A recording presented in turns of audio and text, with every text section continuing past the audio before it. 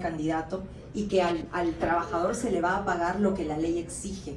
Entonces se somete a una evaluación, a una no certificación, sino a una evaluación del Departamento de Labor que determina si las condiciones de empleo son apropiadas y si se están cumpliendo. Inclusive hay que hacer publicaciones y poner este trabajo a disposición, o sea, hacer la publicación del puesto de trabajo y recibir currículums como parte del proceso evaluativo. Entonces sí, definitivamente el empleador abre sus libros a inmigración y al Departamento de Labor y abre sus puertas a inspección para demostrar que es legítimo y es una situación legal, ¿no? Que realmente se ha presentado esta necesidad y el candidato cumple los requisitos. En esa línea, doctora, el empleador está obligado, digamos, el empleador le hace el favor a una persona, ¿de acuerdo? Y entonces tenemos que el empleador, bueno, lo contrata, está un contrato formal y está obligado a mantener ese contrato por un tiempo determinado, o sencillamente más adelante puede decir, bueno, ahora pues ya estás contratado, ya puedes, ya tuviste tu residencia, la visa H, y ahora ya puedes irte a buscártela por otro lado. El empleador está sujeto a las leyes laborales del estado donde opera. Lo que no significa que si el performance del empleado no es satisfactorio, decida terminar la relación laboral, lo que ciertamente perjudica al trabajador. No es tampoco inusual que ese mismo trabajador se lleve su visa H hacia otro empleador en la misma categoría, en la misma industria y bajo circunstancias realmente, si no idénticas, muy similares. Entonces, la movilidad del trabajador es posible y la discrecionalidad del empleador de mantener a ese trabajador en sus planillas también lo es.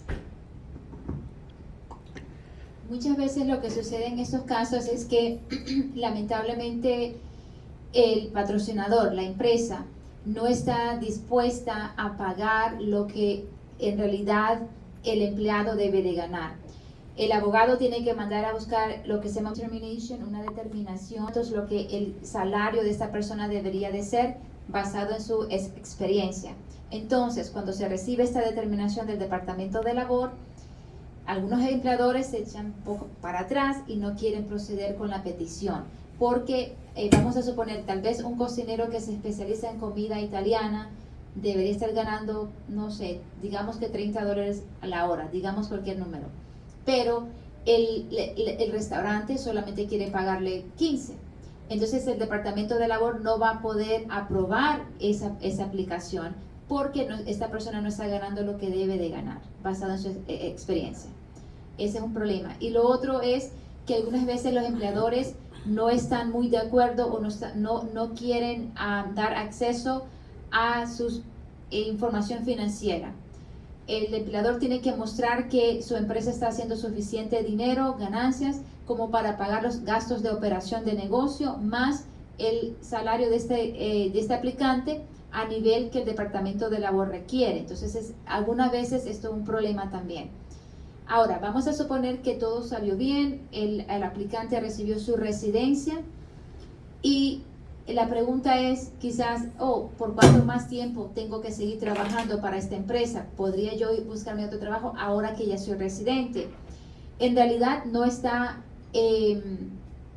tiene que seguir trabajando para esa empresa una vez que la persona tenga esa residencia. Claro que por agradecimiento muchas personas se quedan un año y medio, pero luego la persona abre paso a una mejor oportunidad. Eso es lo que por lo general sucede. A ver, otra par de preguntas que son más relacionadas con tiempos. ¿Cuánto demora la petición de un ciudadano para su hermano, esposa y familia, su hermano, esposa y hijo menor de edad? ¿Cuánto en promedio demora este tipo de peticiones? Una. Y dos, una persona que ha tenido su cita de inmigración y han respondido que va a revisar su caso, ¿cuánto tiempo debe esperar para que le dé una respuesta en promedio? No los quiero asustar, pero una petición de la categoría de hermano ciudadano a hermano es como 14 años para que la fecha de prioridad salga al corriente.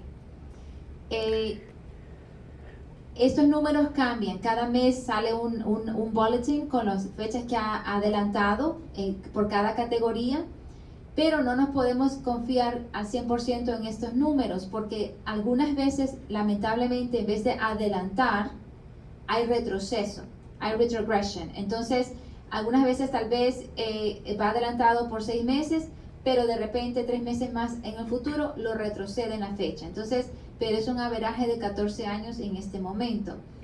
Y para cuando alguien ha asistido a una entrevista y el examinador le dice que va a dejar el caso bajo revisión, es porque necesitan chequear algo en el archivo. Tal vez esta persona entró ilegalmente alguna vez en el pasado y no lo reveló, o algunas veces tal vez hace falta alguna documentación que la persona tenga que someter.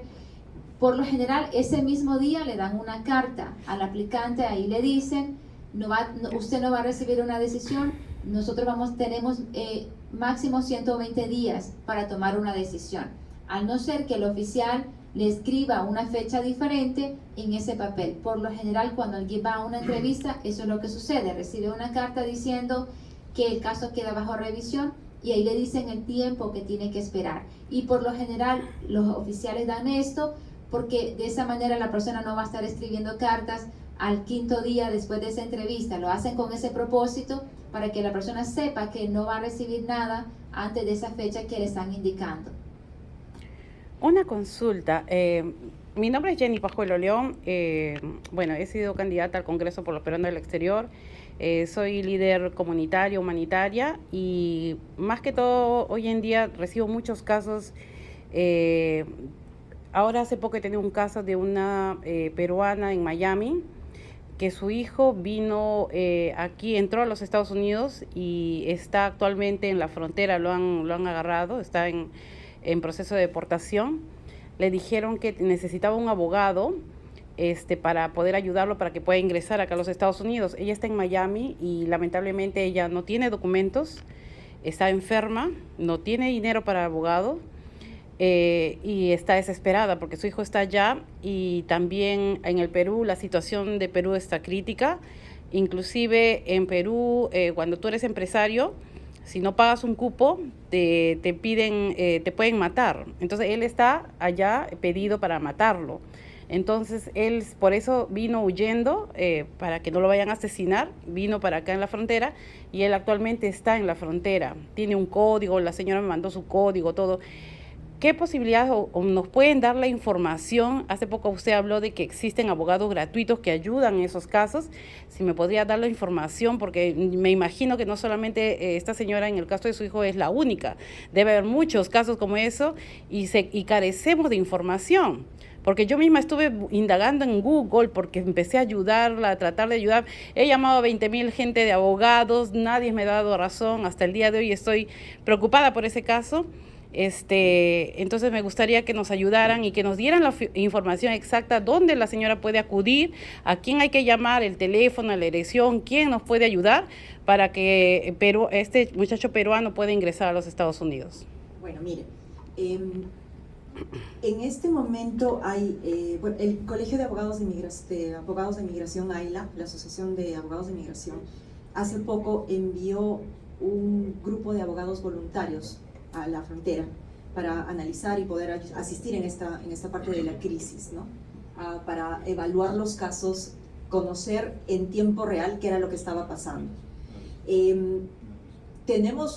Podemos intentar contactar a alguna de las personas que estuvieron en ese momento. No tengo yo personalmente nombres ni teléfonos de contacto, pero sí hay organizaciones no solamente legales, sino hay hasta iglesias cristianas, católicas, que tienen presencia y que han creado albergues para los que recién ingresan. Ahora, en la frontera en sí, el punto aquí que me llama mucho la atención y que la señora tiene que tratar de elaborar o desarrollar un poquito aquello de la amenaza que de la que está siendo objeto su hijo.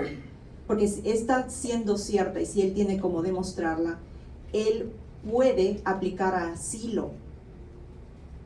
puede aplicar asilo, se le va a entrevistar a un oficial, el oficial de la frontera, de la patrulla fronteriza que lo haya atrapado, probablemente ya lo ha referido a la unidad de miedo creíble.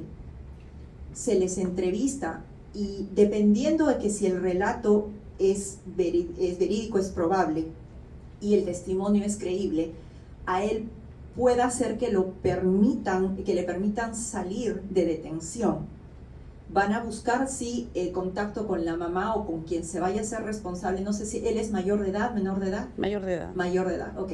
Con alguien que se vaya a ser responsable por él, como una especie de garante, para que él pueda salir y pelear su caso estando fuera de detención. Si la señora está en Miami, la corte que tenga jurisdicción sobre el caso del muchacho va a ser la corte de Miami. Pero definitivamente él necesita contar su historia y necesita, no sé si exigir es el término apropiado, pero pedir la posibilidad de ser entrevistado para que pueda contar lo que ha pasado, explicar las razones que le hicieron venir de Perú en estas circunstancias, y eventualmente él va a pasar por un proceso y va a poder defenderse. Terminando, yo me voy a contactar con el liaison de AILA de New Jersey a ver si es que podemos obtener esos números, si no, por correo electrónico. Ok, gracias. Yo quisiera solamente hacer una acotación para el caso de las personas que pudiesen tener alguna situación similar a la que ha expresado la señora Pajuelo.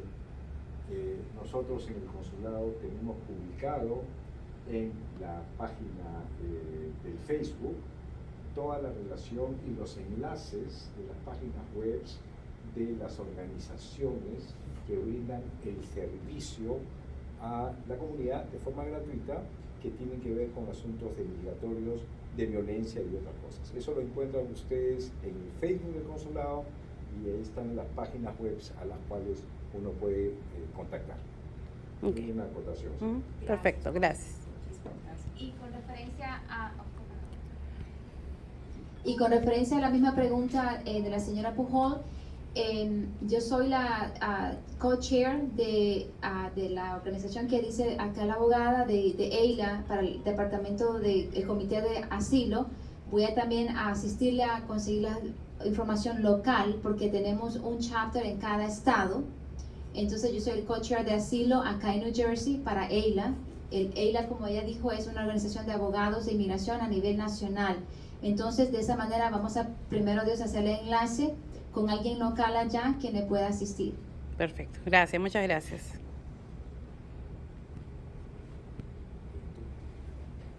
Ante todo, quiero agradecerle por su tiempo, su experiencia y por su trabajo. Quiero bendecirla por eso. Bueno, tengo dos preguntas regresando a la pregunta de ella. ¿Cuál es la diferencia o la definición de asilo y refugiado? ¿Y cómo aplicaría a cada uno de las personas?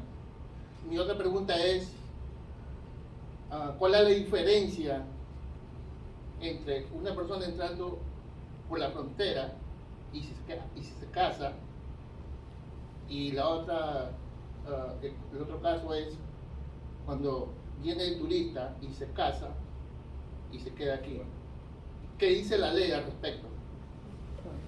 Bueno, en cuanto a la segunda pregunta, vamos a ir por lo menos compleja porque la ley de asilo, de nuevo, abriría un debate bastante más largo. La diferencia entre quien se casa aquí en los Estados Unidos con un ciudadano o ciudadana, si es que entra con visa o entra sin visa, es el proceso que va a tener que seguir. Si la persona entra con visa a través de un aeropuerto o de un puerto de inspección y se casa con ciudadano, va a poder buscar su residencia dentro del país. Va a poder pasar por una entrevista aquí en los Estados Unidos después de haber demostrado, o durante la cual, mejor dicho, se va a tener que demostrar que el matrimonio es verídico, hay prueba documentaria de aquello, va a poder tener un permiso de trabajo hasta que se dé esta entrevista y eventualmente podrá ser residente permanente, residente temporal dependiendo del tiempo que lleva casado y eventualmente hacerse residente permanente. La persona que entra por la frontera, sin embargo, no puede hacer este trámite aquí. Tiene que hacerlo a través de una petición que va a hacer el ciudadano o ciudadana, que una vez aprobada le va a dar la puerta y la posibilidad, si es que todo lo demás es regular, de pedir un perdón por el tiempo que lleva viviendo aquí como indocumentado, por la forma como entró y por el tiempo que lleva en el país. Una vez que este perdón es aprobado, que actualmente es un promedio de 14 a 18 meses y no más, entonces es que va a haber una entrevista final en el consulado donde este señor o señora es ciudadano o ha sido su última residencia. Esa es la gran diferencia. El que entra con visa saca sus papeles aquí. El que no entra con visa empieza el proceso aquí, pero lo termina en una entrevista en su consulado, y ciertamente el proceso puede ser más largo en cuanto a tiempo y no hay una posibilidad a través de ese proceso de pedir un permiso de trabajo, mientras que a través del ajuste, que es entrando con visa, sí la hay.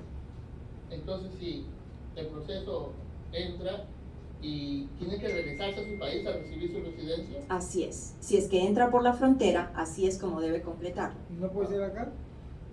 Solamente si es que esta persona ha sido protegida con una ley que dejó de existir, una sección, un artículo de la ley que dejó de tomar efecto en el año 2001, es la sección 245I de la ley de inmigración. Si esa persona intentó algo en ese tiempo y ese proceso no prosperó por alguna razón, puede utilizar esa petición como una protección, como un paraguas para hacerlo efectivo hoy por hoy en la petición que hiciera el ciudadano. De cualquier otra circunstancia, y a menos que me esté olvidando algo, la doctora seguramente me va a corregir, el proceso se tiene que completar en el consulado en el exterior. Correcto. Las otras excepciones es cuando el aplicante tiene hijos que están en la militar o tiene esposo o esposa que está en la militar, entonces hacemos lo que se llama parole in place. Parole in place quiere decir, es como asumiendo como que si la persona ha salido del país pero en realidad no ha salido. Entonces esa sería otra excepción. Otra excepción sería si es que de nuevo tal vez alguien de la comunidad que tepeciana como El Salvador, Honduras, Haití, cualquier país que haya tenido TPS y la persona sacó su advance parole para viajar y luego regresó, eso cuenta como una entrada legal, pero ahora hay una limitación que el viaje tuvo que haber tomado lugar antes de agosto 20 del 2020. Entonces esas serían las otras dos maneras que la persona podría hacer un ajuste de estatus dentro de los Estados Unidos sin tener que salir fuera del país para una entrevista. Ahora, bien importante, la pregunta que hizo el señor, cuando usted dice que hay que salir a la entrevista a mi país, sí hay que salir, pero por lo general, en nuestra experiencia, y manejamos mucho este tipo de perdón, el waiver, es que la persona básicamente está en su país por 2 semanas. Todo el trámite se va a hacer dentro de los Estados Unidos. Usted sigue su vida normal, con su familia, trabajando, todo normal. Ahora, cuando tengamos fecha de entrevista en el consulado americano de su país, entonces es cuando usted va a viajar. Cuando usted sale de los Estados Unidos, usted sale con fecha y hora de entrevista. Ya usted ha hecho su cita también para hacerse el examen médico. Entonces no es como que va a salir del país a esperar a ver cuándo es que lo van a llamar. No, ya cuando sale de los Estados Unidos, usted sabe exactamente cuándo es su entrevista. Ahora, bien importante, hablar con su abogado tal y como son las situaciones, las circunstancias de su caso. Número 1, si la persona ha tenido problemas de arresto, es sumamente importante que el abogado lo sepa. Esa pregunta el abogado siempre la va a hacer. ¿Ha tenido problemas de arresto, aunque sea por algo mínimo dentro de este país o en su país? No importa si fue cuando usted era un jovencito en su país de origen o tal vez estaba de noviecito con alguien, hubo un malentendido, le hicieron un caso de asalto sexual, pero estamos pequeños, estamos en la escuela. No, el abogado tiene que saber todo porque eso le va a salir a relucir el momento de su entrevista. De igual manera, si alguien alguna vez ha usado otro nombre que no sea el nombre verdadero por algún tipo de situaciones, es importante que el abogado lo sepa, porque si no va a tener tropiezo el momento que tenga su entrevista en el consulado americano en su país, y eso sí va a dilatar. De igual manera, algo más que puede dilatar ese proceso y no poder regresar a las 2 semanas, a las 3 semanas después de su entrevista es Si la persona tiene algún caso pendiente y nunca se encargó en su país de origen, eso es bien importante tomar eso en cuenta y solucionar ese caso antes de viajar. El abogado puede programar una nueva cita para ese caso de residencia, para darle tiempo que el cliente pueda tomar acción en ese otro caso. Si hay algún aplicante que tiene algún tipo de tatuaje, aunque no luzca un tatuaje relacionado con pandillas o con crimen organizado, va a estar sujeto a una revisión extra, lo cual puede dilatar su regreso. Entonces esas son las razones más comunes que la persona puede quedarse un poco más de tiempo. Así es que, a pesar que la entrevista es en aquel país de origen, en realidad es un viaje de vacaciones que la persona da, porque ya va con la aprobación de la petición, la aprobación del perdón, y va a cumplir con esa entrevista. Pero vuelvo a repetir, el perdón, el I-601A que mencionó la doctora, perdona solamente el haber acumulado tiempo fuera de estatus legal.